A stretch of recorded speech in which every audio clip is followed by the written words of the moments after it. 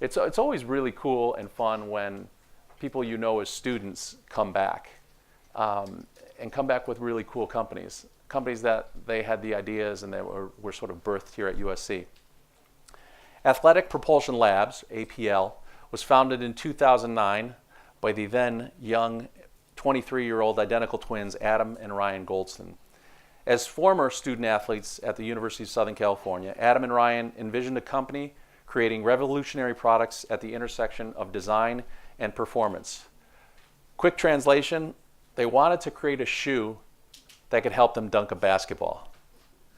And you'll see when they stand up, they might have needed a little help. APL's Concept One basketball shoe, with its proprietary load and launch technology in the forefoot of the shoe, actually resulted in increased vertical jump. If you don't believe the hype, you don't believe me, then believe this. The Concept One was the first shoe ever banned by the National Basketball Association for, quote, providing an undue competitive advantage, close quote. Boom, you're in business. Ryan and Adam and the company have been recognized as one of the best 5 new sportswear brands in the world by Game Changers list Men's Fitness. They were selected to the Forbes 30 Under 30, and when they were in their 20s, they were selected to the Los Angeles Business Journal 20 in their 20s.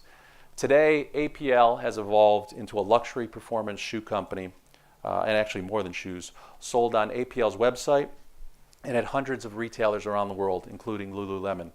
This is a very cool USC origin story, and we're really glad to have them back. Please welcome Ryan and Adam Goldston. Welcome. Thanks, guys, for being here. It's great to have you back. 10 years ago? In March 9th, 2019, it will be 10 years. 10 years. Since we officially started, but we really started it when we were freshmen at SC. Like when we first came here to play basketball, we were just like, shit, we got to figure out a way to jump higher. So were you guys recruited to play basketball? Yeah. We were actually, originally, this story doesn't get told very in public, but we were going to Arizona State. And then Tim Floyd came in, and he basically was like, I want to got 9 guys, because he had room for 9 guys. He's like, I want to get 9 guys that won championships in high school in their senior year. And I want to bring them here because I figure if we get champions, we'll become champions.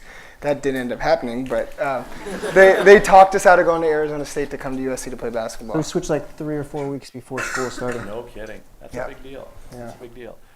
So 10 years, I do want to get to that because, like, you know, I think in today's world you read, you know, all these companies that seem to be overnight sensations. It really does. It's 5 years before you know you got a company and 10 years before you know you got sort of staying power. Wouldn't you sort of think 100%. 100%. and you're just there. Yeah, it's crazy because I remember when I was in college at SC, I was sitting in a presentation that like the entrepreneurship program put on. And this one guy was telling a story about how everyone, like at the time, like everyone's like wanting to be the next YouTube, wanting to be the next Facebook. And I mean, as students, it's in the back of all of our minds too. And he was talking about actually what it means to have a successful business. If you're looking at the numbers, he's like, I think it's like 2% of the companies that start ever make it to $1 million. Like 2% of that ever make it to 5 million. And then as you keep going up, it just keeps getting smaller and smaller and smaller. So there's a lot, and he sat in front of us and he's like, the numbers would suggest that no one in here is going to actually achieve that. So who out here is going to prove me wrong? That's not what Ryan's saying. But that's what that's not what I'm saying. But I was sitting in the classroom hearing that, and I was like, I almost took it as like a challenge. Like we were working on something, we wanted to go prove that, but it takes time. It's definitely not an overnight thing. We spent 4 years in our dorm working on the technology, and then from when we actually formed the company, it's been 10 years. Yeah, so it's been 14 years. Yeah, it's been like 14 years. And we're only 31. So we spent basically half of our life working on it. Well, let's talk about sort of before you got to USC. Where'd you guys grow up? We grew up in the Valley. So we were born in New York, lived there for 2 years, in Boston for 2.5 years, and moved to LA because our dad told us we could wear shorts if we moved to Los Angeles. So that's how he sold it to you? Yeah, that's how he's like, you guys said you want to wear shorts, let's move to LA. And we're like, we're in. And at the time, was your father in footwear? Yeah. So, I mean, the thing that we say framed everything for us is, at the time, he was working at LA Gear, and he was working on the lighted shoes. And so when we were 5 years old, he brought us home each a pair of the LA Gear lighted shoes. He gave Adam a pair, he gave me a pair. We went to the bathroom, closed the door, shut off the lights, started stomping around, jumped up on the counter, looked in the mirror to see our lights. So I jumped down and I was like, Adam, can you see my lights? He said, yeah. He said, Ryan, can you see mine? I said, yeah. But at the time, the lights were in the back of the shoe. So we walk out, this is before email. We're like, Dad, we love the shoes, but we can't see our lights. So he calls a factory in Asia, tells them for the kids' shoes to move the lights to the side of the shoe, for the adult shoes, keep it on the back. They went on to sell tens, if not hundreds of millions of pairs. We like to take credit for that and say that's when we got started. So, I mean, yeah, when we moved here, the purpose was because he was working at LA Gear.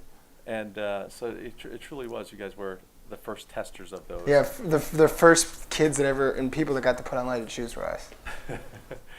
And God, so you guys didn't move to the Valley, or I mean, you moved to the Valley, but like the guys that I know, LA Gear are in South Bay. It was in Santa Monica, so my dad would commute back and forth each day, and like we went to school in the Valley, so we went to school pretty close to Was where we're. Greenberg involved in? Yeah, so he owned LA Gear when my dad was there. So it was like Robert Greenberg, and then Shamrock Group took over. So my dad wasn't there that long, but he was there for a formative time for us in terms of like all we cared about was sports and shoes. Anybody know Robert Greenberg, other company? I do. You guys for sure do. It's in footwear? Leisure footwear? Don't think of it as performance, I don't think, right? Your first instinct's not performance. I've never owned a pair. Joe Montana may advertise them. Yeah. You can tell like who they're marketing for. Yeah, They're not his customer. You're not the target Yeah. customer. What is it? Skechers. Yeah. Exactly. Robert Greenberg Skechers. So early on, did you guys have any like entrepreneurial jobs or gigs when you were kids that sort of showed you maybe you're going this direction? We for sure did.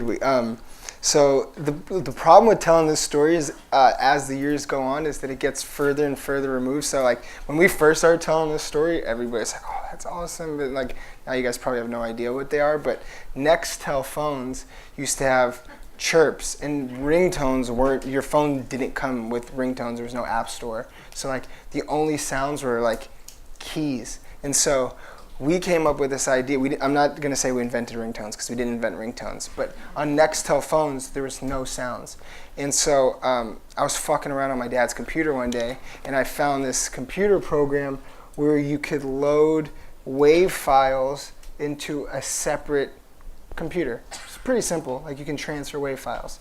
And so a cell phone is basically a miniaturized computer. And I was like, if we can find a phone jack that goes inside of a Nextel, we can transfer WAV files from a computer to a cell phone. Long story short, we basically owned putting ringtones on Nextels in the Valley when we were in high school, and we charged $50 for 5.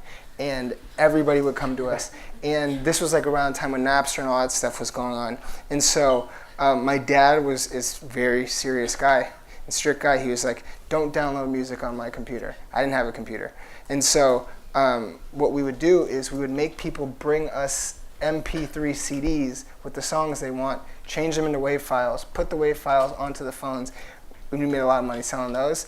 And then when we got to college, we'd basically, this is another brand that won't be relevant, but we were selling like Evisu and like Bape hoodies and stuff like out of the trunk of my Chrysler 300, and we would wear them we'd get them at the swap meet in Parthenia in the Valley, and then we would come back to SC and sell them. And we also used to screen print T-shirts in our dorm room, but it wasn't just like a logo. It wasn't like whatever logo you guys have on your shirts. Like you bring us a picture of what you want, like literally a printout, and then we will screen print it on your shirt. So Adam would walk around campus with pictures of himself on his shirt. People would ask about it, and then we would be doing it in our dorm room. Yeah, we charged $40 for the T-shirts, and it cost us $1.99 to do it. Great margins. Printing on the Hanes BPT. Yeah. We would use Pro Club. That was our shirt of preference. But you were actually doing the screening in your. We would print it on our printer because we would go to Office Depot. I don't know if they still have it on Figueroa. We go to Office Depot, buy transfer paper. It's not that someone else couldn't do it; it's that they wouldn't do it. And so that's like with all of that stuff, you can't do what we do now. But at that moment in time, it's not that you couldn't do what we were doing; it's that you wouldn't do what we were doing. And so you just had to pay the premium to get it from us. It's really. Go ahead. That's a big premium. No, but like when you're a college student, like to show a little bit of hustle. Yeah. I also had a product that basically put me through school, and it was one of those things like, yeah, no one would do it. Yeah. But it had good margins, and it was, no one had seen it before, and sort of it played upon USC. I'll share a picture of it later, but it's like, you're just hungry. Yeah. You like to find things like it, that just when you catch that buzz of like, oh my God, I sort of created something from scratch and people like it. Yeah. And they will pay for it. Yeah. It's not 100%. just people like it, but they'll actually reach in their pocket and go, this is cool, let's pay for it. 100%. And this is a really unique market. Just this school. And people also, I can realize and understand it now, I probably didn't at the time, is that especially this school with how global it is, if you do something here and it works, think about where everything is going. Like if you could get 100 people at USC and 20 of them are from different countries and the other people are from the US but they're all from different states, you can almost touch the world with 100 people. Especially with digital and social media. I know it's like buzzwords and shit like that, but realistically you can reach the whole world with a few amount of people and not much effort. So that wasn't necessarily the case when we were doing it, but we felt like things would spread if we were looking at it that way. Yeah. So, not all students here are entrepreneur students. A lot of them are from different majors, so they may not sort of have the business foundation. When you started this quest to build a better shoe, what was something you wanted, something you needed, and how did you look at sort of the problem you were trying to solve? Well, I mean, Adam always says that the best innovations come out of a need, not a want. Although it's kind of like both for us. Like you always talk about, you're like, everyone has basic human needs, like food, shelter, clothes, water, like those functions. And by no means are we comparing it to that. But we felt like we needed a product that would instantly make us jump higher. And so we spent all of our time working on that. And at the same time, we're looking at a market and we're like, how can we differentiate ourselves? What's our unique selling proposition? What's going to make it so that we're different, that people actually care about what we're creating? And so we spent our time working on a technology, not a shoe. So we spent 4 years working on this technology, and it wasn't until we really felt like we had something that then we could explore a brand and the design of the product and all of these other things. But we really focused on what we felt was truly to our core a need. Well, you both felt it personally, right? You both really wanted to. Yeah, I mean, I don't know if you guys know Nick Young, for instance. Nick Young was one of our best friends, but he was on the team with us too. If you're on the same team with Nick and some of these other guys, and they can do these crazy dunks, and we could dunk. It's not like we couldn't dunk, but the way we wanted to is just it wasn't happening. Growing up, the doctor said you're going to be 6'4", and we were already crazy athletes, so it's shit, I didn't end up 6'4", I'm barely 6 feet. I should be able to do the free throw line dunk. I told everybody if I was going to be able to do the free throw line dunk by the time I graduated high school, and I could dunk with one hand. So it's I need to figure something out. That was the genesis for how it started. It really is we got to figure this out. Ryan tore his hip trying to do Air Alert too. It was this jump program. We spent the whole summer. So our freshman year we both played basketball. Our sophomore year we both played football at SC. And we spent the whole summer of our freshman year going into our sophomore year training with the football team, and then on the downtime doing Air Alert. And I'm sure very few of you in here know what Air Alert is. The volleyball guys might. But by the end of it, you're doing 1,000 burnouts straight. So it's what a burnout is. A burnout's you jump this far off the ground and you just keep bouncing up and down, up and down, up and down. And it's so bad for your body. And so we spent all this time doing that, and then I was at the Lions Center fucking around, and I shouldn't have been because we were playing sports. And I went up, and when I just landed, I tore my hip. And it was because it was taking such a toll on our body that we're there's got to be something that produces similar, if not the same results that you can do instantly. And so that was really what was making it so we were laser focused on it. But it definitely wore my body down. Yeah. Doing You Air Alert. tore labrum? I mean, I tore I think it was either my abductor or my adductor, and then I ended up, the thing that ended my sports career at SC is I had to get reconstructive ankle surgery because everything was weakened from doing all of that training. And so it was just one of those things there's got to be some better solution than going to the max like this. Yeah, it is pretty wild. Some of these Here we go. Some of these sports that, basketball, volleyball, the human body just wasn't created to do it. Yeah. And over time, at my age. The repetition. Yeah, and explosive jumping Yeah. is just so bad for your hips and your knees. So how do you guys devise that we're going to put springs in the shoe, and that's going to solve your issue?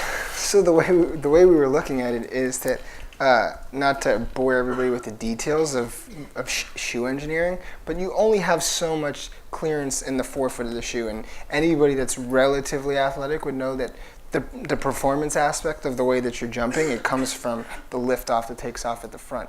Nothing really happens at the heels. That's where you transfer energy. And so all of the shoe companies were trying to load up the heels with technology because it looks really cool to have a bunch of stuff in the heel, but it doesn't really do anything. And so the way that we looked at it is there's 8 millimeters of clearance and 18 millimeters of clearance. And so how can we reduce that, and what type of product or thing can we put in the front that can create the most energy and return the energy that you actually have yourself? And there's no better way than springs. So that was the thing that led us to, like, we got to figure out how to create a spring sandwich for the front of your shoe. The product took a long time. We knew that the technology would work after we finished what the final iteration was of it, but like Ryan said, we finished the technology before we finished the shoe. So we finished creating the Who's the technology. guinea pig? me. Adam was a guinea pig. It's like, and the story that we tell is that, so when we started in our dorm. Our first office was a 60 square foot office, so not very big. And when we got our first samples, we ordered 93 pairs. And we, across all of these different colorways, and these, I'm talking about our first samples that you could actually function in, because our first samples we ever got were so terrible that you couldn't pay me to wear them.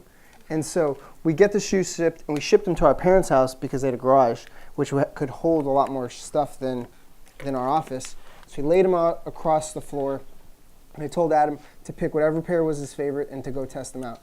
So in my parents' house growing up, in the kitchen, there's like these 4 rungs, which we always used to touch to measure how high we could jump.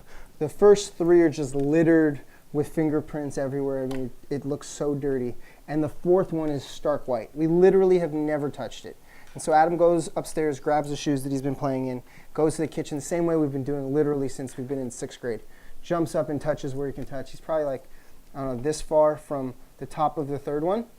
And then he goes to the garage, grabs his favorite color of the samples, goes to the kitchen, puts them on, jumps, and then just smacks the 4th rung. Like, That's all we needed. that's all. It's literally all we needed. Once we saw that, like, there's nothing else you could have told us that it wasn't going to work or that it didn't work. And that's anecdotal testing. So then from there, we actually went and did biomechanic testing with PhDs who specialize in vertical leap. And it's funny because when we were approaching all of the different places we were going to do it, one of the things that they kept telling us, they said, you shouldn't do the testing. And I'm like, why shouldn't we do the testing? They're like, because it's impossible, it's not going to work. There's no chance it's going to work, and since it's not going to work, we're going to have to publish a report saying that your shoes don't, so you really can't make a claim that they do. And at that point, we kind of had to make a decision. We're like, okay, are we going to actually do this, take the chance and do the testing, or are we just going to hope and pray and think maybe it works and not actually know? And so we decided to do the testing. And we did the testing at a leading West Coast university's biomechanics lab with 2 PhDs who specialize in vertical leap. And we used normal guys off a college campus. And the basis for that was if a normal guy got an increase, elite athletes would too. So when we did the testing, found that normal guys got up to a 3.5-inch increase instantly and were able to jump higher using less energy. And there was a statistically significant increase in their vertical leap. So not only now do we have anecdotal testing, but we had the true scientific testing that we could make claims that were 100% backed up. And at the time, it's still the 2 of you. At this time, it's still the 2 of us. And you're still in school? When you No, we're out of school at this point. And you've decided when you graduate, you're going at this full time? Yeah, so You take a job? it was an easy decision for me, but Yeah, I had job offers. I had none. And I turned them down. So we started the company March 9th. We graduated May 15th, 2009. Our first day in the office was May 18th. And so we literally just hit the ground running. And for us, like, it was just us to begin with. And even when we got banned by the NBA, we still only had 4 employees at the time. So we were all working out of a 60 square foot office, and we have this massive thing that's going on. But I felt like, and we always talked about this, like, if you're going to take a chance, if you're going to go for something, the best time to do it is when you're young, when you're in school, when you're graduating, because if it doesn't work out, you're starting right here and you fall a little bit. But as you get older, you have more responsibilities, you have more things that are on the line, you have a job that's making more money. There's just a lot more to lose. Opportunity costs are much lower. Yeah, and so we figured like, fuck it, let's just give it a shot, and if it works, it does. If it doesn't, we tried it our way, and we'll go do something else. And originally it was focused on this particular shoe? Yeah, so the crazy thing about where the business is today versus where it was then is now 95% of our business is men's and women's running and training, and 5% is basketball. 65% of our business is women's versus. But at that point in time, we had one shoe in 2 colors, and now we have over 649 SKUs. What's a SKU? Actually, 649 colorways. We probably in SKUs we have A lot more. a lot Who's more. in retail? What's a SKU? Say it. Storekeeping. Yeah. So it's the number of different permutations. Yeah. Man, they have one product but in 10 colors. That's 10 SKUs. Yeah. Okay, so you've got this explosive shoe. Yep. And where are you selling it initially? We Wait. Let's go back to school. I just want to ask this because, a lot of you guys think professors know what they're doing, and sometimes they do, but sometimes it may be too early. So you're in the entrepreneur program, and your business concept, your shoe concept is your project for Yep. 454 probably. The business probably at that time it was called the business planning class. Now it's called launch or execution or whatever it is, since no one does business plans anymore. Yeah. And so is Tommy Knapp's class or Yeah, is it? it's Tommy Knapp's okay. class. And so how many know Tommy Knapp? All right, Tommy Knapp knows retail very well. When he was a student, he had a company called Club Sportswear. Then he had Analoa. How do you say it? Analoa surf company, right? I know it's some like surf company. I His don't surf know. company that sold to Billabong. Yeah. And so he knows retail really well. He knows consumer products. He knows branding. And tell us your strategy for the shoe. How are you going to sell it? And what his response was. Not to pick on it. I said we're going to create a shoe that instantly makes you jump higher, that's going to cost $300, and that we're going to sell exclusively through our website. And my professor told me it'd be a massive failure. He said it wasn't going to work because you weren't going to be able to create a jump higher instantly. You can't sell a product for the time that's twice the price of Jordans. And then the most important part is that you can't start direct consumer. And the basis for that, I think, and Adam and I talked about this a lot because I was in the entrepreneurship program. I was in the sociology school. And he was in sociology. And so we talked about it a lot. And in hindsight, he's like, if I was a professor and I heard a student saying these things, I would think you're crazy too. Especially since the way Ryan speaks is he speaks with such strong beliefs that like he's not asking you, he's telling you.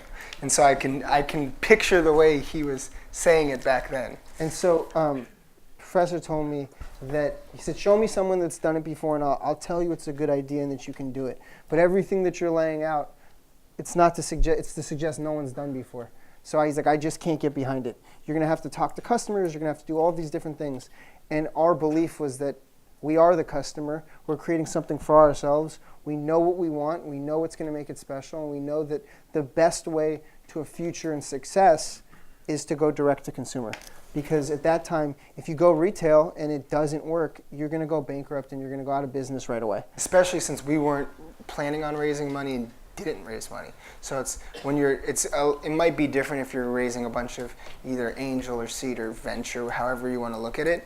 But for us, that was never the plan. So we couldn't afford for it not to work. I didn't even get top 5 in the business plan competition.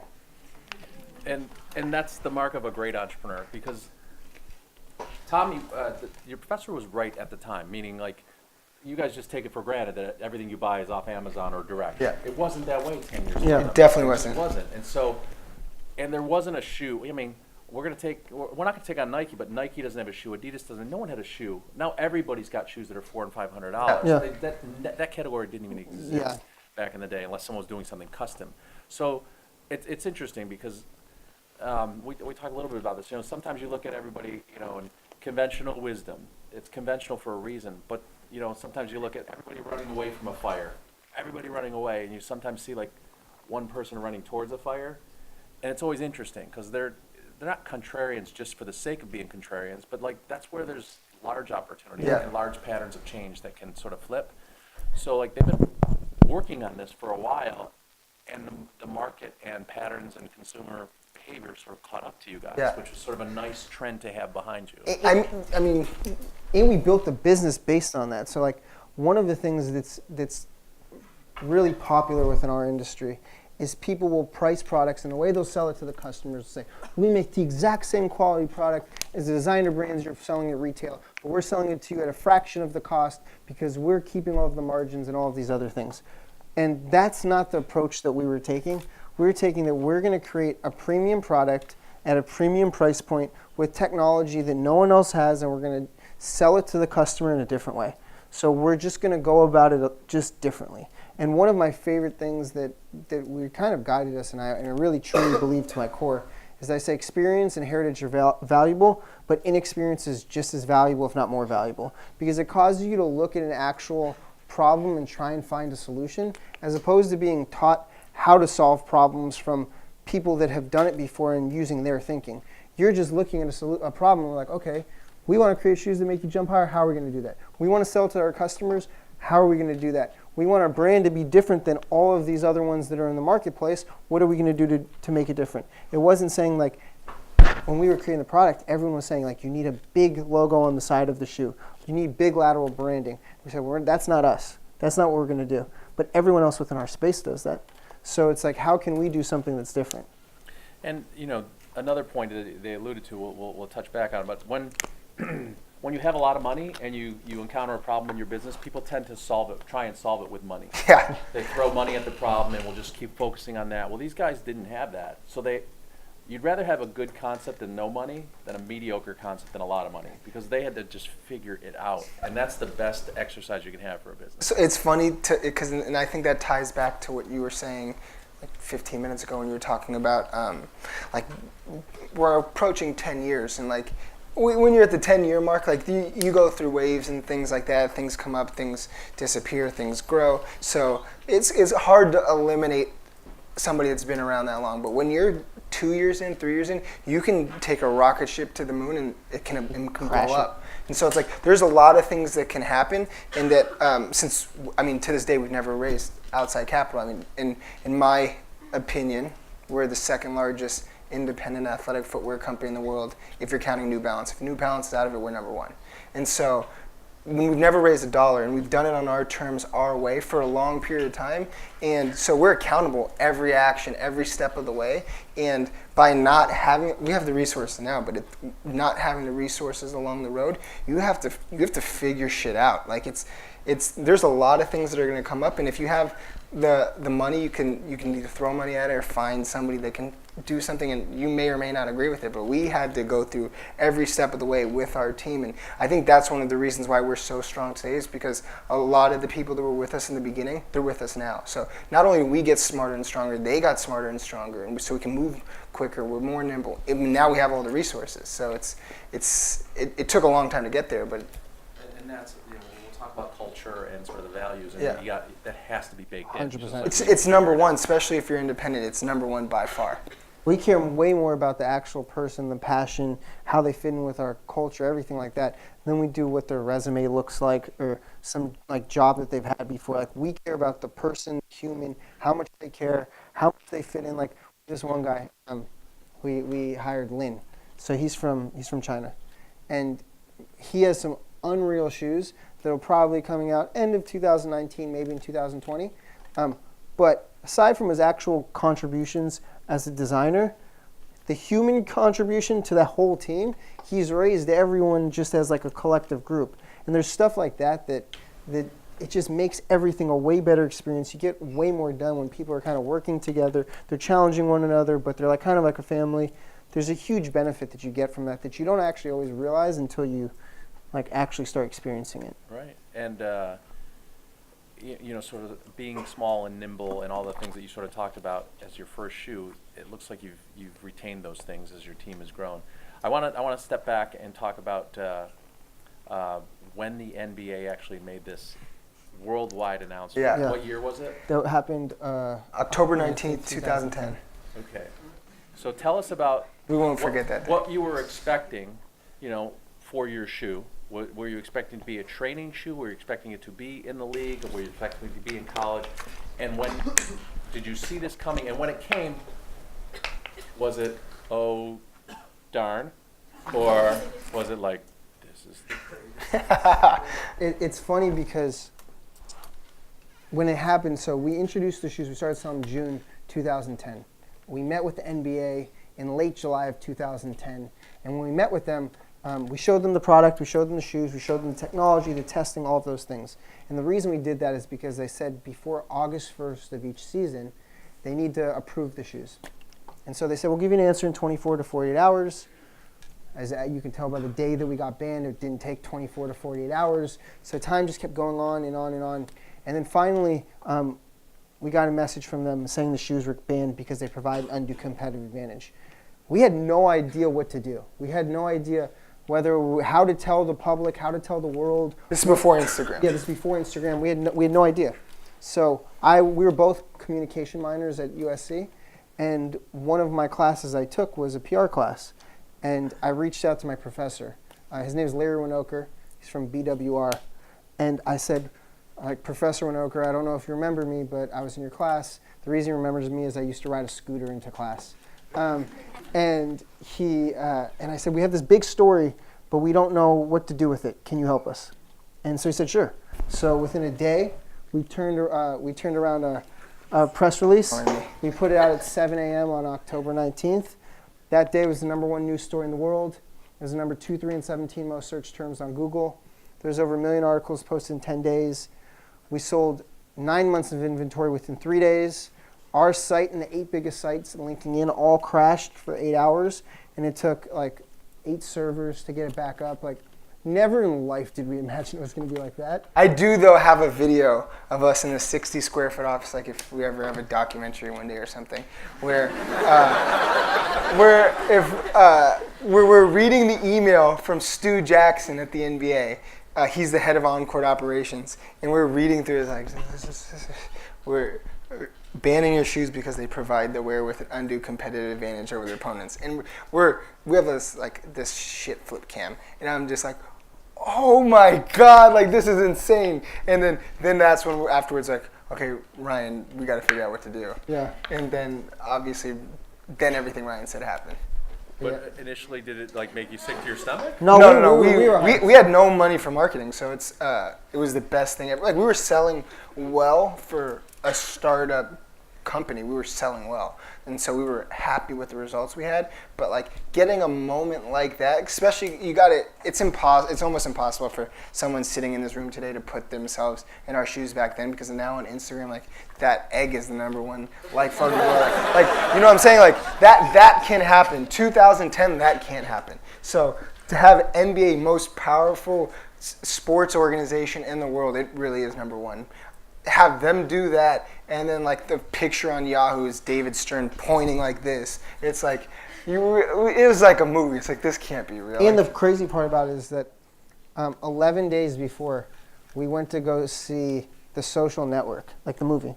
And I remember leaving that night, and I was just hyped just seeing the movie and like everything about it. And Adam and I went back to our apartments. Like, we each lived in like a small studio apartment, and we were just talking and brainstorming. And at this point, we still didn't know if the shoes were going to be banned by the NBA or not. We didn't really know what the future is looking like, because this one thing that can swing the balance either way, like in a huge way. Like, if we don't get banned by the NBA and we need guys to wear the shoes, we probably have to go get some sort of funding to pay for people to wear the shoes. And we still couldn't get like the big stars or anything like that. And then if it gets banned, like, this obviously is what could have happened. And so we had like a brainstorming session, and Adam tweeted out like, amazing brainstorming session at like 2 a.m. And like, I responded, and I don't have like any followers at the time, and say like, yeah, this will go down in history. And then 11 days later, our shoes get banned. And I favorited the tweet, yeah, so it's like so this actually happened. And so then like 11 days later, we get banned, and like everything we just talked about like is now actually set in motion. And so it's just like this weird turn of events, and like we were super excited. Like, when we got banned, to say we were excited is probably the understatement of a century. Like, we realized we had something big. We just didn't know it was going to become as big as it did. And have you ever sort of like, even within, sort of a factor of 10, figured out what the value of the publicity so they translated to your company? Obviously, a PR company is going to tell you that. to get you to feel good about it. According to them, it was over $180 million of earned media value in basically 10 days. Yeah. It's from a company in a 60 square foot office. So like that can happen now, like I said, like this egg thing, right? It's like it's crazy, but that couldn't have if the NBA doesn't ban the shoes, that's impossible back then. And what's the flip side of this news? It basically took us 2 years to get to a cadence cycle where we had consistent inventory. So like as a startup self-funded business, that anytime we put out product, and we were not trying to play the hype game, and we're still not trying to play the hype game. So like if you're trying to create products that are super hyped up, sell out right away, that's great because they're trying to get you to go buy the other stuff. The reason why they have the collaboration shoe, they sell 1,000 of it so that they can sell 1 million of the black pair. So like that's not the game we were trying to play. We were really trying to create a consistent, ongoing business. But every time we came out with basketball shoes, because we could only order what we could afford. Every time we came out with basketball shoes, we'd sell out like right away, and we'd be like, "Shit, this is what we were planning." And it takes us, at that moment in time, 120 days at least to make a pair of And shoes. you can't really forecast it either because you think it's going to sell, but you don't know. So you can't really bet on it. So there's like really like a period of years where you're just like kind of playing catch up to the point where you're getting a healthy inventory position and also have a healthy business because there's kind of like a gentle like tug of war between those two things. From people that had no experience in the retail business. Yeah. So, has anyone taken Paul Orfal's class or has taken it? Do you remember what he says the dirtiest word in business is? Probably inventory. Yeah. Boom. Yeah. There you go, for guys who live it. Yeah. The dirtiest word in business is inventory. Yeah. You just be buried, drowning in your inventory. That's definitely true. I mean, there's brands that live and die by that. So it's like that's not a position that we wanted to be in. Or could afford to be. Well, yeah, we didn't want to be, and we couldn't afford to. And like moving forward, since a lot of this is focused on our basketball, at this point we sell most major luxury retailers across the world, and we run a futures program with them. We don't hold at-once inventory. You have to create a dedicated purchase order 6 months in advance, and we cook the book. So we sell all these places, but you're ordering in advance, and it's a guaranteed purchase order that you can't cancel on. Yeah. And so like the reason why we do this is because of that word. We don't want to have that inventory position where you're sitting on anything that you can't move. So shift from being primarily basketball focused in the beginning and how it's evolved over the succeeding years into sort of what it looks like in terms of your product line. If they've been watching it flip the side, I'm looking at the most comfortable shoes ever created. Yeah. That's definitely what they are. And share with us sort of how it evolved from that and has it really changed because you guys were always performance and technology. You guys own a bunch of patents. Yeah. You got a bunch of patents as well. So tell us just the evolution of the company and the brand. So the basketball was where we started, but we always wanted to be a brand that sat at the intersection of luxury and performance. And we knew that we were going to start with a micro niche, which was basketball, get that credibility. We knew that the performance aspect of it was the harder part to get, so we got that. And so on June 17th, 2014 is when we launched our men's and women's running shoes. And we wanted to take a very different approach. We didn't want to sell it the traditional sports retailers. We wanted to create a category that didn't exist before, which was luxury performance. So our first retailer for men was Saks Fifth Avenue. When we started with them right away, we had the 2 top selling SKUs there. Our first retailer for women was Net-a-Porter, which we launched with on January 1st, 2015. Within 6 days, we became the fastest selling new designer of all time and hit our season's target sell-through. And the reason that was important is because it's changed a little bit, but Net-a-Porter was basically where all of the luxury buyers across the world looked and shopped and kind of looked for the newness. And so when they're looking at the site and they're seeing all of our product is sold out, they're like, what's this brand? So we have no sales reps. We have no showrooms. We don't do trade shows, and we have no distribution partners. So we've literally built it like ourselves. And so at this point, we're sold in pretty much every major luxury retailer in the world.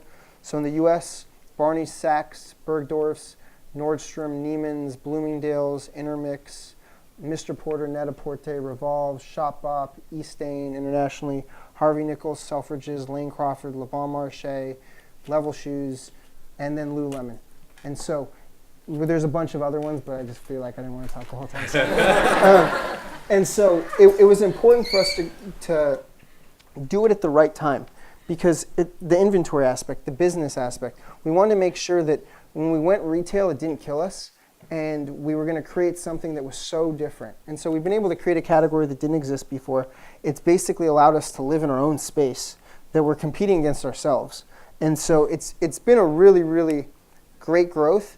And it's been fun because it's what we always envisioned. It's just we knew it was going to take a certain amount of time.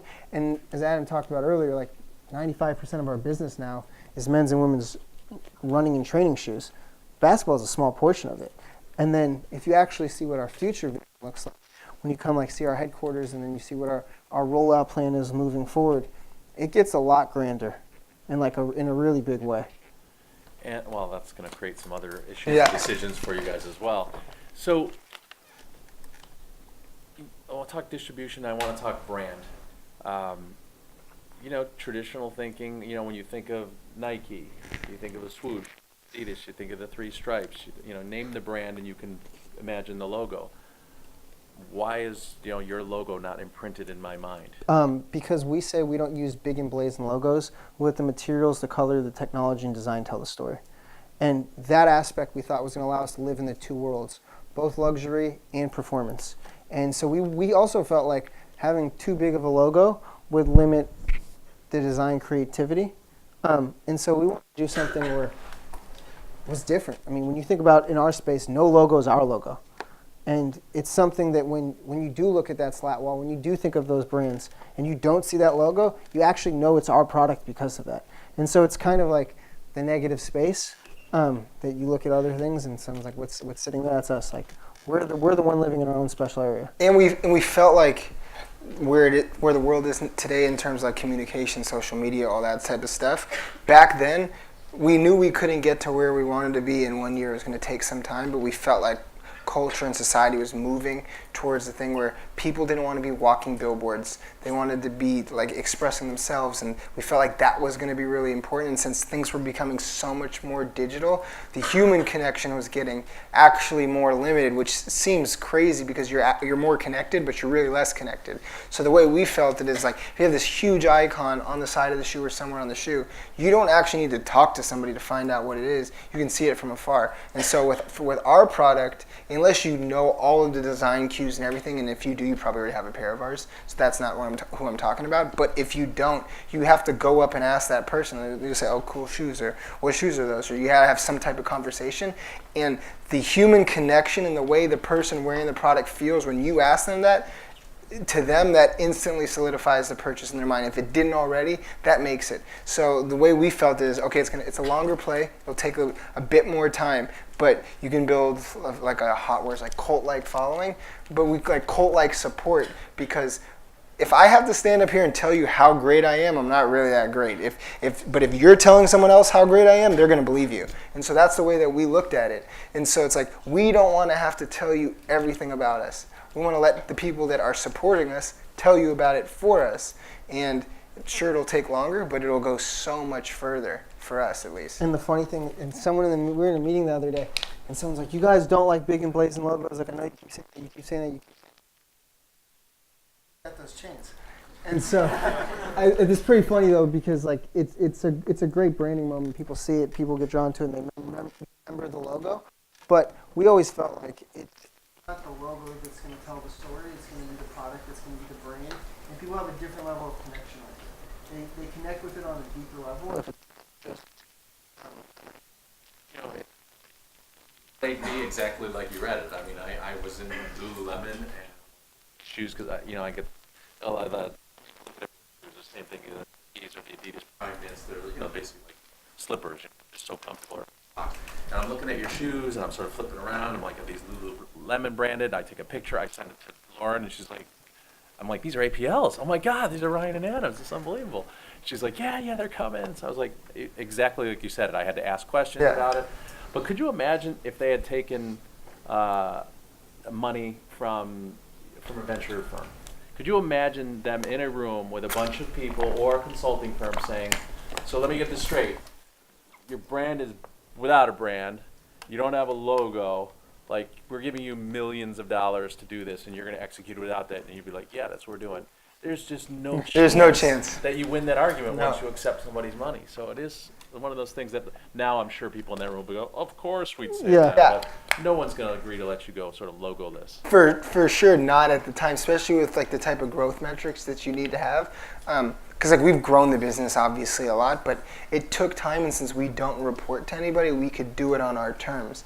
And so that means that you don't have to have 300% growth year over year. You could Although it did for 3 yeah, years. even though we did, but I'm saying, but we didn't need to do that. We did do it, but we didn't need to do that. If we're saying, okay, we can slow the growth, we could have no growth if it's the positioning that makes sense for the long term.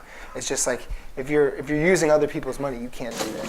And one person we had a conversation with, and we've talked with him obviously since, but 3 years ago we were in Paris and we were having a discussion with Michael Burke, who's the CEO of the Tom. And obviously it's an incredible brand for so many different reasons. And he posed us the question, he said, are you looking to make as much money as possible, as quickly as possible, or are you looking to build something that's dynastic? He's like, that's the decision you have to make, and you have to make it. If you haven't already made it, you need to make it right now. Because that's going to frame every one of your decisions moving forward, because they're in direct conflict. It's not to say that you can't make a lot of money taking a dynastic approach, but you can't maximize every single dollar, and you can't try and make as much money right now if that's the approach you're taking. And so we were luckily obviously on the same page, and the dynastic approach is what we wanted. And we didn't create something just to sell it. We created something that we envision ourselves doing for as long as we can imagine. And so that was like an important conversation, because you're talking to someone from a brand obviously done an incredible job there. And he's challenging you with the question, saying you need to make this decision and you need to actually follow by it. And it was a conversation we had with our team too, because the conversations that we have on everything we do, whether it's the product we're creating, the colors we choose, the design of everything, the photos that we're putting, like every aspect, the stores that we'll open, it's part of that same thought. It's like we're taking a dynastic approach. We're not chasing revenue, we're creating value.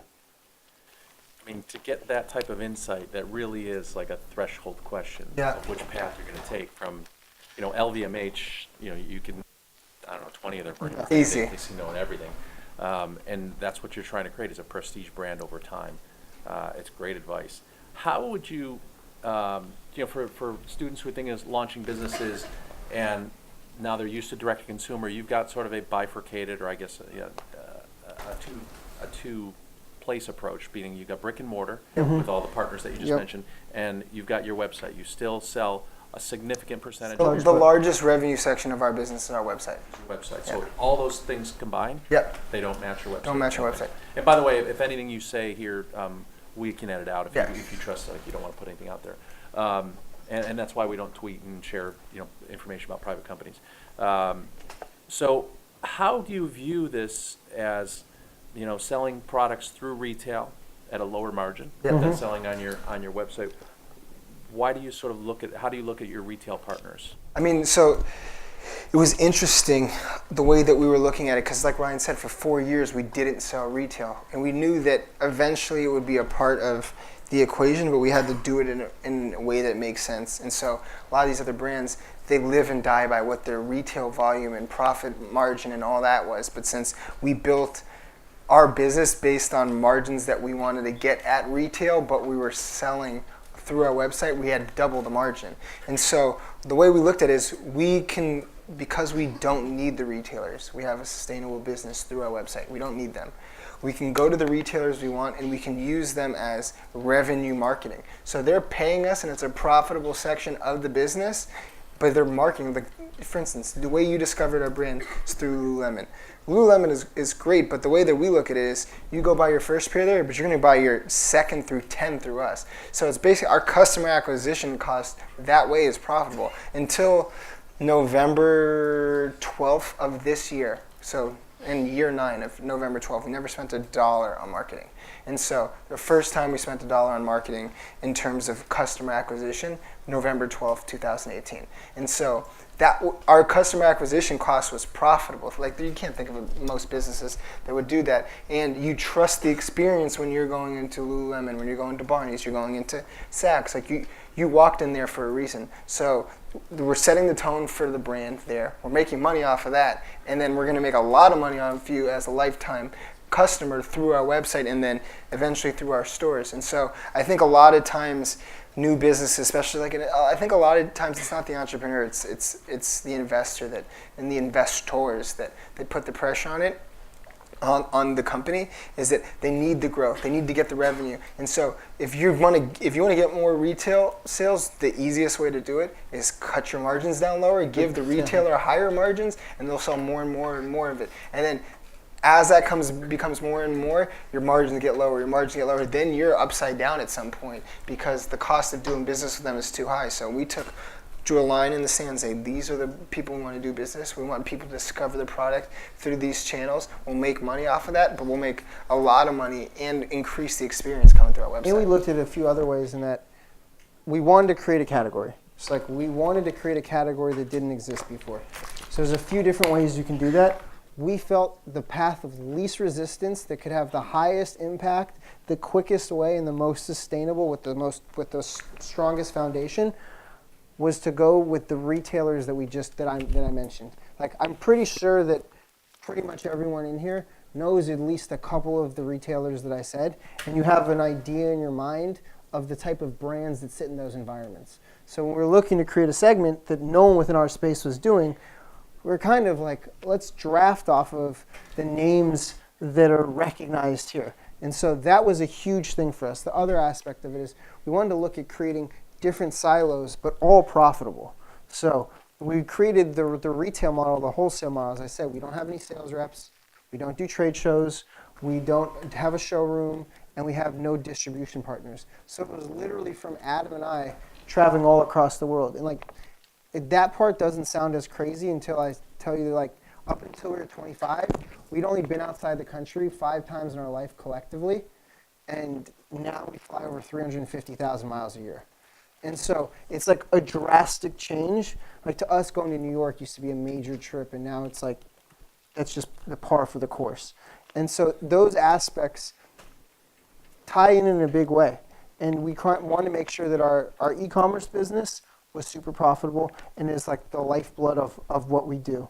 We wanted to make sure that our wholesale model was very different than how everyone else was doing wholesale. And we limit where we sell, who we sell with, how much product they can buy. But we make it so it's profitable for us and beneficial for them. And then we're going to start opening our own retail stores, and we're going to make sure we do that in the same type of impactful way, but that's also profitable.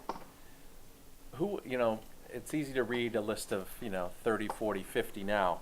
Yeah. And sometimes when you're hustling, you need the first. Because people, especially in Hollywood, once you get the first, the second, third, and fourth comes. This is something we always talk about. I'll let you finish, but that's something we always talk about. So, like, was there one outlet or store that, like, you're like, oh, yes, we got them, and then you're like, now other people are going to come knocking on the door? It's funny because there's 2 aspects of that story.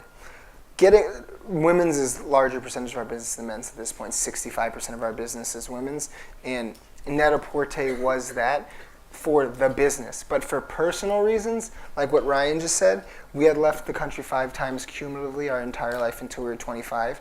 And the 6th, well, I guess you say 6 and 7 because we went together, time happened when my mom, we're 25, and this is how we know the age. My mom forced us to go to Hong Kong for our family friend's wedding. They were getting married in Hong Kong. And so candidly speaking, we're doing all this production in China. I didn't know the proximity. I didn't know where Hong Kong was. I'd heard the name. I hadn't been there. Hadn't seen pictures of it.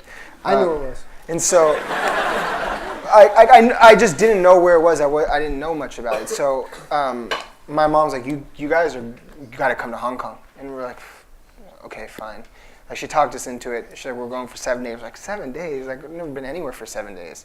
And then end up going there, and we're staying in a hotel. And one thing about us is we work out every single day, no matter what. Unless, like, we're so sick we can't get out of bed, working out every night. So there happened to be a gym at the IFC, which is the mall.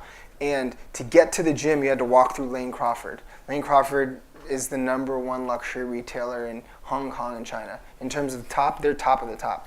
And so we didn't know that, obviously. So we're walking through Lane Crawford to get there. I'm like, holy shit. I looked at Ryan and said, holy shit, this store is amazing. Keep in mind, we're not selling in a single retailer right now. This is 2012. We're not selling in a single retailer. And I literally turned around and I said, if we ever sell in this store, I'll know we fucking made it. And then fast forward 2.5 years later, Lane Crawford's carrying our product, even more so. They ended up having their largest event of all time with 5,000 people, and the only time they ever did an out-of-store activation was with APL. They took over the PMQ in Hong Kong, and they have 140 foot like pathway that connect, like glass path. I have a photo of it if you like, it's on my Instagram or something. And standing in front of it says Athletic Propulsion Labs for Lane Crawford. In the middle of 5,000 people wearing our shoes, and we have a basketball tournament, like an outdoor store, like a health and wellness thing, and all this type of stuff. And I said to Ryan, if we ever have our shoes in the store, I'll know we made they it. built 3 pop-up shops. So they did a pop-up shop in each of their locations in Hong Kong. And the last two brands I believe that had it were Chanel and Celine.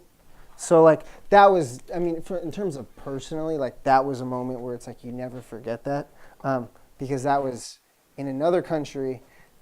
Adam made that statement randomly, just like off the cuff when we're just walking through. And we weren't working. It's not like I made a statement and then we're working towards that goal. I made the statement off the cuff, and then we went to the gym, and then things happened. Like that, it wasn't like, okay, I'm making a statement, let's go figure out a way to do that, because we definitely do that in the business, but this was not one of those times.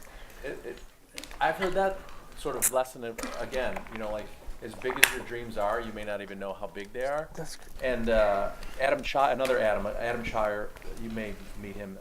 He created, he's the architect of Siri. So he created Siri and now Bixby for Samsung. One of the leading AI people in the world. I also created change.org.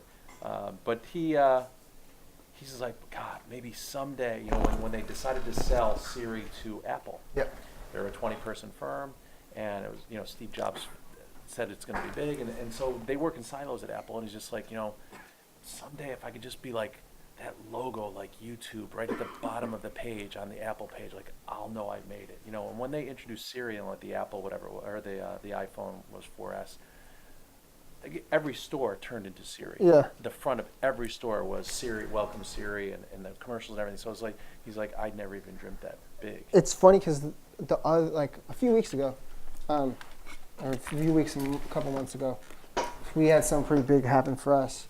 And then Adam looked at me, he's like, man, we got to set our goals fucking higher. And his point was just like, And I was serious. I wasn't joking. Like, it said it off the cuff, but it's like, I'll let Ryan finish. But I was serious. I was like, I mean, you look around anything in this world, somebody else created it, right? So it's like, we're super ambitious people, and we've been ambitious. We've accomplished a lot. There's still so much more to do.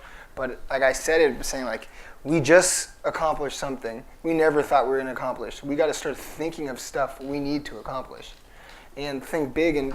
And like, I think a lot of times, if your mental wellness and all that stuff is tied to those things, that's when it becomes destructive. But when you're working towards things and you're doing it to not just better yourself but better the team, and you're keeping in mind like what you're willing to sacrifice, because you have to be able to you have to be able to, and you have to be willing to sacrifice a lot to get the things that you want in life. But you got to be conscious of what are you sacrificing and what means something to you. And so what I was saying to Ryan is like, we got to think big and really like think, we got to set our goals higher, and we got to do it on our terms. It's like, you can achieve something, but you got to achieve something and feel good about it.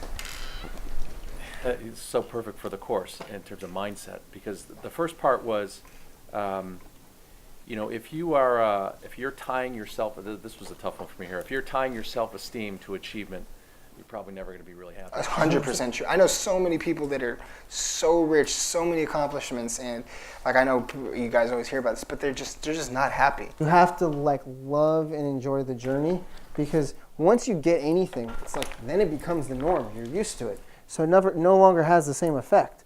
And it's also the same thing. Like I think it's like Goodhart's law, I think it's called, and it's like when a measure becomes like when a target becomes a measure, it's no longer a good target. Basically, like you need to just enjoy what you're doing, work towards something, and when the good things happen as a result, that's when it's better. But if that's the thing that you're seeking after, it never ends up being worth it. And you always want to sort of be looking through your goals. So the other point that he raised that I always like to sort of make sure you guys, when you're your age and you start sharing your goals, hopefully with people that, are worthy of your trust and they've earned that right to hear them. And you share your goals, and we'd say, like, make sure they're really big goals, audacious goals, maybe goals that you think are unrealistic, and that's when you should be unrealistic, because the people you talk to typically will be telling you, why you're not experienced enough, why don't you have money, that's too big of a goal. And my point, and Adam's is, if you know every step required to accomplish your goal, you're not dreaming big. Yeah, 100%. You're not stretching yourself at all. If you truly, I want to get an accounting firm, I'm going to get an accounting degree, I'm going to do that. Like, that's step by step. But they didn't know the steps that they needed. No way. And it's funny because whenever someone asks me my biggest piece of advice to an entrepreneur or like a student or anyone like that, I always say, make big ass claims and then like go try and do that, because if you don't do that, if you don't, Big ass claims not stated as fact, but big ass claims is this is what I want. This is what I'm going after. This is what I want, because if you don't aim too high, you aim too low. And one thing that I recently did for people in our company, I do it for myself, is I challenged them to create a list. I keep mine on my phone. Create a list of what your goals are, and not accolades, not achievements, goals. There's completely different. Like, it could be about like, how do you feel every morning? Like what's the emotion? Like what are you doing each day? Like things like that, and that aren't only tied to the business in terms of your position. And so I said, create this list, make some of them that they're achievable, because like, there's nothing worse than having a list and not achieving anything on there, because then there's a lot of people that can't keep going. And so have some of them low-hanging fruits, achieve those. But you have an ever-evolving list of things you want to do. It doesn't have to say how you're going to do it, what you want to do. And keep building upon that. Like, I wake up in the morning, I look at my list and say, okay, this is what we're working towards. This is what I'm working towards, and things like that. Because I think about it all the time. It's like almost 10 years in, right? We're removed from college and all this stuff. And time is an interesting thing. So and I'm 31 now, but like as you're later in your life, the reason why time seems like it goes by faster is because you have more time to draw upon. Your mind can go back there. If you tell a 7-year-old a week, do you know how long a week seems to a 7-year-old? But you got to think about like what's their point of reference. So point of reference is everything, and in goals it's the same type of way. And so if you keep it ever evolving, and it's not tied to actual anchors, it's tied to things that aren't always tangible. You can have the tangible ones, but you gotta have the intangible ones as well. It can really help you grow as a person. If you're a strong person, your team will be so much stronger too. That's the reason why I challenge everybody else on the team is we're only as strong as everybody else on our team. So if every single one of those people is very strong, we don't need 1,000 people. We got a super strong team. Our goal from day one was to create a company that was worth $1 billion or more with 30 employees or less. You stole the surprise, but after all they've accomplished and where their brand is and where their company is, now you're going to be able to guess. How many employees do you have right now? You'd like to answer it, so go ahead. We have 11 employees. Yeah. I'm telling you. And I will say, the way that we were able to do that is that we focused on outsourcing all commodity functions and keeping the creative, the design, the stuff that makes us special internally. And one of the things, and Adam really does always talk about this, is like the quality of life and experience for everyone. And so like we started in Dortmund, we had a 60 square foot office, but now we have a 17,000 square foot space in downtown LA. And when we chose the space, we literally brought the team with us, and we're like, do you guys like this space? Do you want to be here? What do you want in this space? And we created it basically from scratch.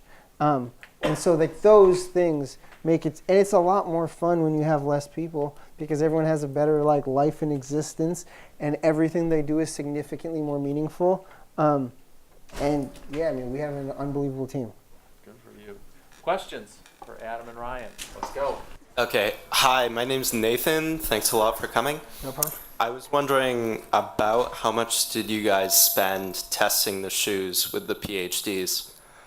So it's, at the time we told them that we couldn't pay for it up front because we didn't want to pay for it up front, and they didn't want to do the testing. It ended up costing I mean, confidentially, close to $35,000. We were using Kistler force plates and things like that, really expensive things that we couldn't afford on our own. And we had to rent out a college campus lab to do it. Thankfully, when we did the running testing, we were able to do that at USC, and that testing was not as expensive. But the basketball vertical leap testing was in the $35,000 range, but that was in 2009. So, like, no, that was the testing, 2010. Ryan's right on that. So, I think that's what the cost was back then. But we amortize. That's one thing. Is we amortized all of the tooling costs, all the manufacturing costs, all of that. So we weren't having to write large upfront checks. Like I'm sure somebody will ask about like how you do like the funding and whatnot. So like that, we had a unique way in terms of paying for stuff back then. That's part of the reason why the shoes were $300. Thanks, guys, for coming in. I was wondering why was it critical for you guys to be 4 people when you guys were early on and not be 10 people at that time? And what was the competitive advantage to being 11 people now versus 150? There's no secret number behind 4. It was simply just based off of who we had. Our first employee, Cody, is our design director now. So he's been there since really almost the beginning, his first guy. And then we had one other person that was just helping with everything. So Cody is super vital. He was someone that came in and changed, I would say, the trajectory forever because of his capabilities and his strengths and everything that he's great at. And then now it's really that we've created a model that this is what we're efficient at, what we're effective at. One of the things that we like to talk about is like when we started selling Lululemon, we brought them on as a account. They're obviously a big company. And we were able to fulfill all of our deliveries and deliver either on time or 3 days early without adding a single employee.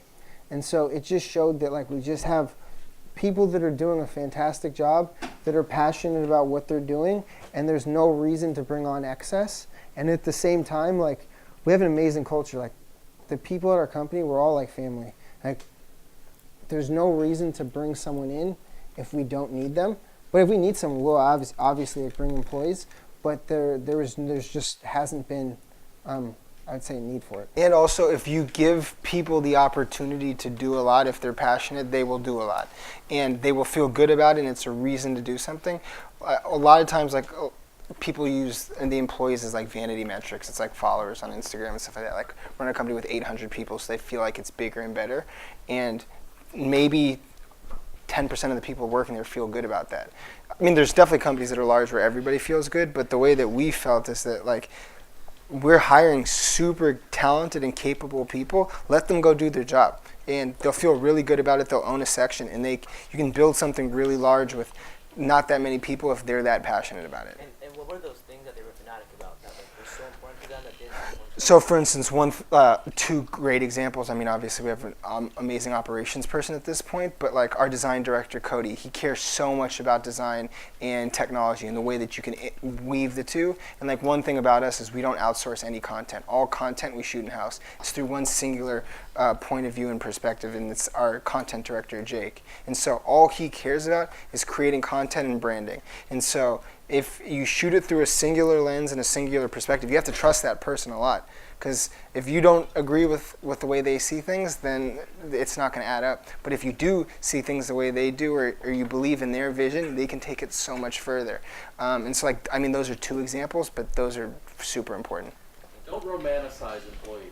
Yeah. Yeah. I think I did that. You know, not as a metric of, you know, how big your company is, but if you think, oh, I'm going to create all these jobs for people, and they're going to, every year, they're going to high-five me and thank me.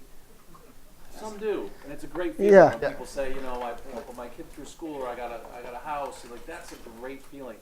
There's also like the more employees you have, the more complaints. It's like having a large family. It's really like a family. Like your family's. Yeah, but then there's people on the outside of the family, like, you know, you got to work with comp. Yeah. You know, like those things make business no fun. No, but I'm saying the bigger the family gets, the more problems that there are. After you guys did your initial design and and you knew what materials you wanted to use for the shoe, where did you go to find your samples or have your samples be manufactured? And how do you know that that company or that manufacturer was the one that you guys want? We got lucky and partnered with the world's largest shoe manufacturer. And the way that worked, and it was kind of to your point, was we made a big claim that we were going to create shoes that instantly make you jump higher, and that's what we were looking to create. So a factory looks at it and said, okay, we're a multi-billion dollar factory in terms of turnover and what we create. This is a project that we can take a shot on.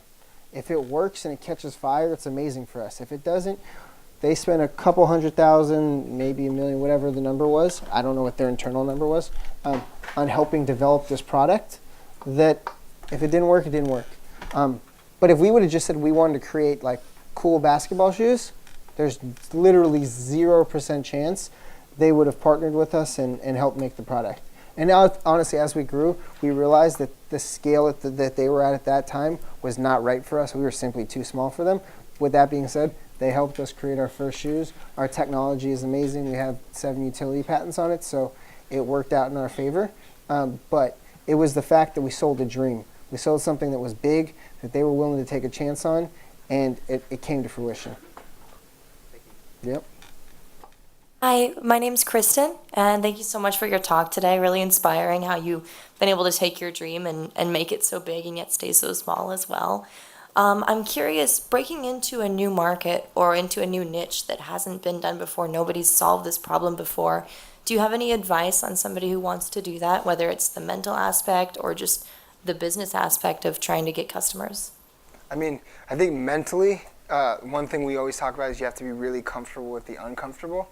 And so it's like, at this point, and also back then, it was pretty hard to shake us up. And so like, when you're trying to do something that someone else hasn't been done before, sure, there's stories of someone that's like built a company for something to nothing in 2 years and it's so huge and everybody loves it. That's not typical. What's typical is that you're telling everybody like, you're not going to be able to do this. This is going to be too hard. How are you possibly going to do this? And so you're going to have to deal with the negative stuff coming in versus the positive things that you're trying to think. And if you're like the person you speak with most every single day, regardless of who's in this room, is yourself.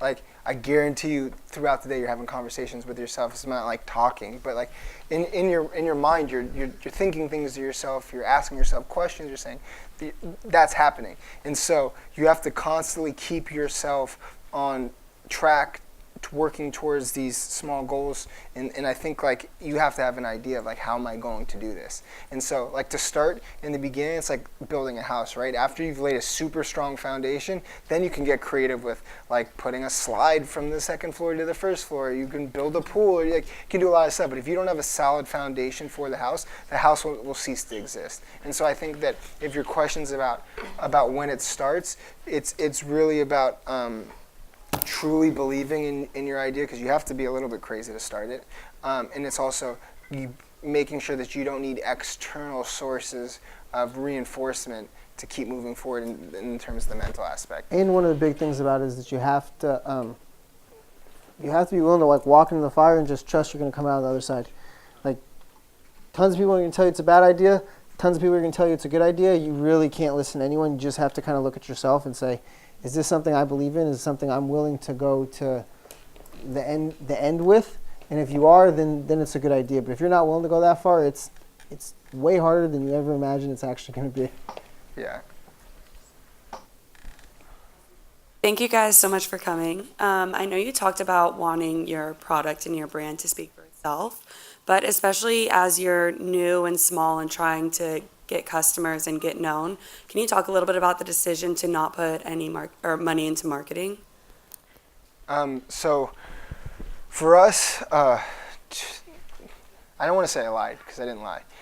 We did one piece of traditional marketing. In 2010, we took out a dual-page ad in Slam magazine where we blacked out the shoes. We said, "Stop dreaming, jump higher," and that created a lot of buzz behind it. So that was a piece of traditional marketing. But other than that, we had a huge moment, which was getting banned by the NBA. So we spent 2 years trying to keep up with that inventory aspect of that. But the real big part of the business is, I'll just say, is women's running. So women's running is the largest part of our business. It's been the section that has had the most growth, and because of Instagram, we sell a product that's super photogenic. We sell a product that feels really great, and that there is there's social equity behind it. So like if you have it, it typically will make you feel good, and then it will cause questions and stuff like that. And we felt like if we put a lot of money in trying to convince people of this on the front end, and also we didn't have the money, but if we did, and we had to convince them on the front end that it wouldn't feel organic and natural, and the only way you could create a big swell is doing it organically, and it takes more time. It took a really long time for it to happen, and it's not like we had a specific plan and say this is how we're going to do it, and we also didn't have to report to anybody. So like if we didn't hit our personal sales numbers, it's not like we had to go like stand in front of a board and say, guys, like thought it was going to work and it didn't. And since we're running a business with really high margins, we didn't have to sell as much product because customer acquisition is really high when you're paying for it, especially as a new brand if you're trying to go into a competitive category. Because if you're going against giants, they're bidding on the same stuff that you are. They're trying to get the same people that you are. Probably already cool. There's a lot of other things. So really the biggest differentiator when you're a startup is not how much money you can invest in marketing. It's what's your point of difference from someone else. And so if you can organically tell that, that's how groundswells happen. And so for us, really paying for it just wasn't an option. So Hi, I just want to thank you for your time. I want to know what effort did you take to brand yourself as a luxury shoe brand and gaining the attention of Neiman's and Saks and Barney's, and how did you go about contacting those buyers? So the way it first started is we did a pop-up at Saks Fifth Avenue in April of 2012, and it was a basketball one. The basis for it being that they were doing some sport event and they wanted an LA-based sportswear company. So we did basketball shoes. We didn't think it was going to sell. We created $2,505 basketball shoes in addition to our normal stuff, and it started selling. So they reached out to us, wanted to carry the product, and we felt like that wasn't the right time for our brand. So we told them at some point we were going to introduce men's and women's running, and they said, okay, when you do, then let us know. So we reached out to them, told them we were going to introduce it when we were also, and they told us they were interested, and they wanted to carry the product. The buyer from Net-a-Porter happened to come across the product and just see it, and she really liked it, and so they were the first retailer that we launched with, and then we made a concerted effort to not reach out to any retailers across the world. We didn't reach out to any of them. We waited until they all reached out to us. The basis for that being that we felt like if they reached out to us, it was them showing an interest. We could have a better conversation with them, one that's more productive, two that lends us a little bit more power to negotiate the terms that will work in our favor, and then three would allow us to have a bigger presence in the right way within their stores. So that was the approach that we've taken throughout the whole time. A funny thing that happens within fashion, within luxury, is that once you get one or a couple of them and it really starts to perform, it opens the door to the rest of the retailers reaching out. So we still say no to about 99% of the retailers that want to carry the product, and we're pretty specific as to who can carry it, how much product they can carry, what doors it goes into, but that's kind of the approach. I mean, typically the way it works is that you have sales reps or you have a showroom. If you go to the right showroom, they have the right buyers coming through and they see the product, and that's what it leads to. We took an unconventional approach. I want to thank you guys for coming again. I really enjoyed the conversation. So I know your company is really focused on shoes, starting with basketball and then moving on to running shoes. But moving forward and looking toward the future, have you guys ever thought about going into kind of the clothing market, and if APL will be able to hold that market and actually move forward with that? So our second apparel collection comes out March, and so in about a month and a half. And we did it as a collaboration with Woolmark. Please don't write that anywhere online because nobody knows about that one yet. So that's coming out in March. We've done one collection before, which we called the Perfect Collection. And interestingly enough, our apparel is expensive. So our number one selling apparel item was a $700 stretch satin bomber. And it's a funny thing, we basically did the apparel because we're passionate about aesthetic, function, and all of that. But the price points, we wanted to see how much and I probably shouldn't be telling customers this, but like we wanted to see how much leeway we had. And so we developed the stretch satin bomber with a $495 price point in mind, sold it into retailers at that point, made it to our margin structure off of that. And 5 days before we were going to release it, Ryan's like, this jacket looks too good to sell for $495. Let's raise the price to $700. And We had 68% sell through in the first 10 days across all of our retailers. so like that was like, and we thought that spoke to the power of the brand and how it can live in different categories. We're making one of our biggest announcements ever in February. I can't say what that is, but that will give us leeway into our next section as well. So it's like we don't go into a category unless we feel that there's a reason and that we can change that category. So you're not going to see the most broad apparel range of all time from us, but every piece of apparel you see from us, we believe we make the best in that category. Hi, I'm a really big fan of APL, so this is really exciting. So thank you for coming. Thank you for your support. But my question is, to what extent do you feel like the trend of athleisure in fashion helped you guys position yourself as a luxury brand versus just performance? And then additionally, like to what extent do you let further trends in fashion inform your decision making and design, towing the fine line between the performance? So we waited to introduce our products, our running, or specifically our men's and women's running shoes, until we felt like the market was ready for it. So we saw that, like, we felt like it was a trend. And I say trend, but it's more than that. It's more of a cultural lifestyle shift, because once people get comfortable, they don't really go back.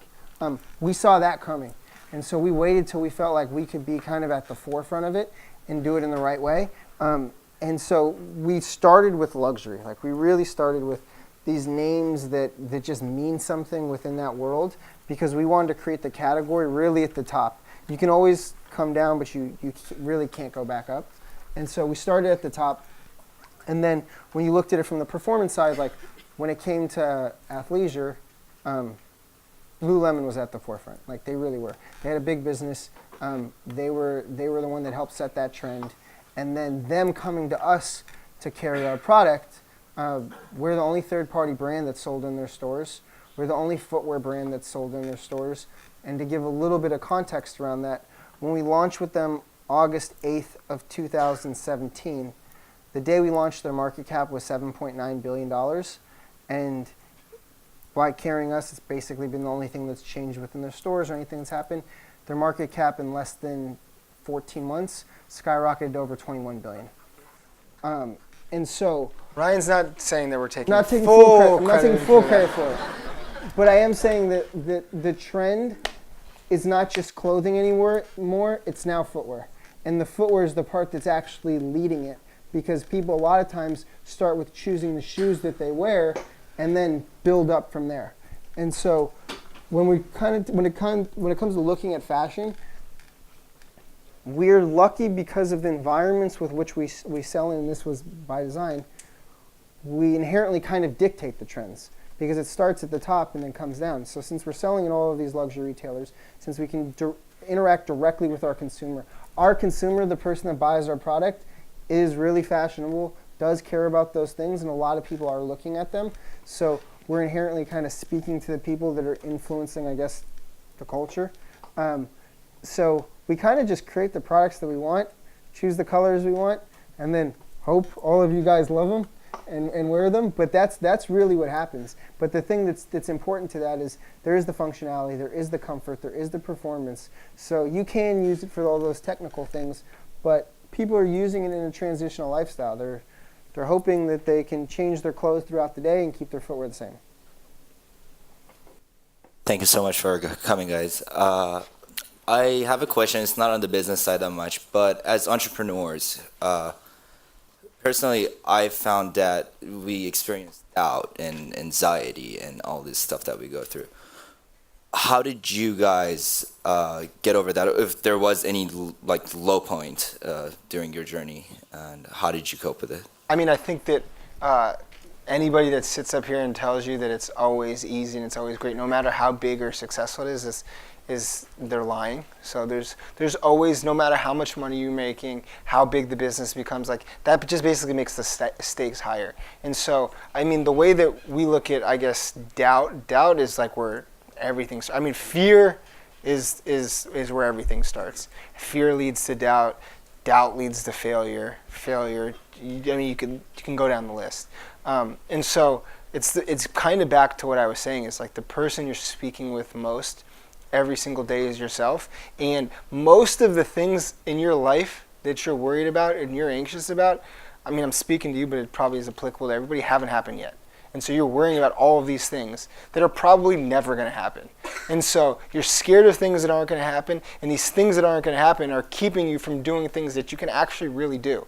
And so the way that we looked at it, and we also have an advantage because there's two of us and we're super honest with each other. So like if I'm worried about something, or if I'm fearful of something, which is rare, or if I'm doubtful or nervous of something, I can speak to him about it openly and honestly. Same thing. And so typically somebody else, when you're telling someone what you're scared of or what you're anxious of or what you have doubt about, if you have so much doubt that you don't believe in yourself, you shouldn't do it. Like, it's probably not going to happen because you're not going to see it all the way through. But the anxiety aspect of it, anxiety is something that you definitely can address if it's not like a clinical thing, but if it's a mental thing. And a lot of it happens from the self-conversations you're having each day. So for me personally, I can't speak to Ryan. I'm always like speaking to myself and saying like you can do this, you've done this, like this is nothing compared to what you've done before, like, or this is going to be difficult, you got to stay on this path, keep going, it's going to be uncomfortable, but you're going to get through it. And so like there's plenty of times, and like I think that it makes you stronger overcoming that, and it's like Ryan was saying in terms of rewards, it's the same on the other end, like in accomplishments and whatnot, that becomes a norm. You become used to these great things, and so it feels normal when you hit these milestones and whatnot. But like on the negative side, if you overcome these uncomfortable thoughts and these anxious thoughts and this doubt, it will become less and less. But if you don't address them internally and you don't deal with that stuff and you just try to push it to the side, it will get worse and worse and worse. And so it's like anything. It's like working out or training. You become stronger as you go. It's just that you can't be scared of stuff. And most of the things you're anxious about haven't happened and will never happen. With the exception of like some really like awful things that happen to people that are things that you probably aren't the things you're referring to worrying about. Whatever you're worried about last week, last month, last year, whatever it is, like, you're standing here today and you're good. Like, you passed through it and you're fine. Like, think about how stressed out you were about that. Like, it's obviously easier said than done, but if you just keep that in mind, like, it usually works out as long as you don't doubt yourself and don't push yourself down further. Like, that's the big thing. It's like, trial by fire makes you stronger. So it's like, if you went through everything and you had no challenges and you had no doubt and you faced no obstacles, like, what have you really been through? So those things don't make you weaker, they make you stronger. Hi, I'm Caroline. Thank you guys so much for being here. I was wondering if you could talk about what sort of unique benefits or challenges you guys experienced going into business with your twin brother specifically. Yeah, that's, I think, by far and away our biggest competitive advantage. And the basis for that is like, I always see interviews and hear interviews with like entrepreneurs, and they'll say like, God, I just wish I had a clone. Like, that's one of the things like people always say. And we're actually, it's even better than that because we're mirror image identical twins. We've been through like pretty much everything in life together, but we're not clones. So like we have like this like yin and yang. Like we always say that he gives you what you want, I give you what you need. And so it's like there's this balance that occurs, and we're able to have this complete level of transparency, this complete level of candor, and like we can challenge one another, and we're not worried 1 second that the other has some ulterior motive or is trying to one up the other or is trying to get the benefit to themselves. Like, it's something that's so incredibly invaluable. I can't even kind of put it into words, like the actual benefit that we've received from it. If you actually log over the period of time, the amount of things that we've accomplished, done, and be able to push one another to get towards, it's kind of immeasurable, and so that benefit is very real. And we're lucky that we don't have the exact same strengths, and we don't have the exact same weaknesses either. So we're able to kind of really elevate one another and have like someone to openly bounce stuff off of. And I think it's a unique relationship in the sense that we're actually twins. We're not just siblings. We're not just co-founders. We're not just friends. We've been through a lot of shit together, and that benefit it's really real. What do you, Great question to end on. Thanks, guys.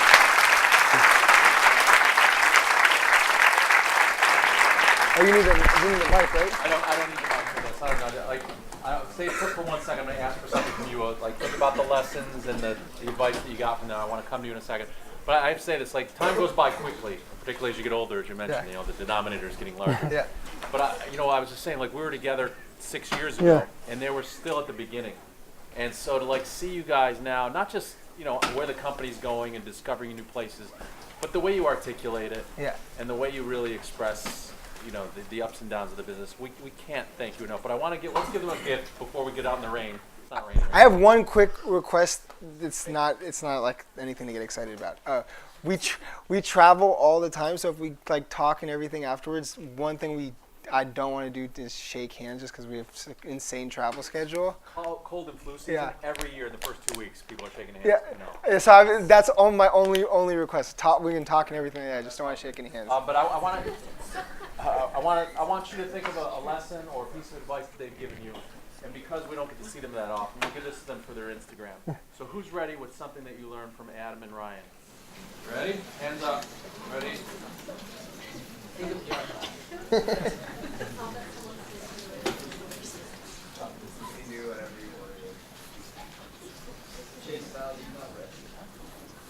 Inexperience is just as valuable as courage. Be really comfortable with young people. Make big ass claims. Hunger and hustle. You don't need to hide your into them. You can't rely on outside validation for your dreams. Here? Come down. Anybody? Okay. Watch the hustle. If you had our shoes, you'd be moving faster. Say it again.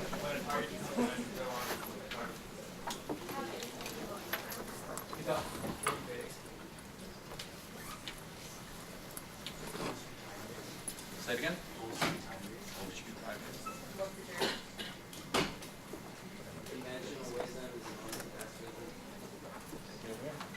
The dirtiest word in business is inventory.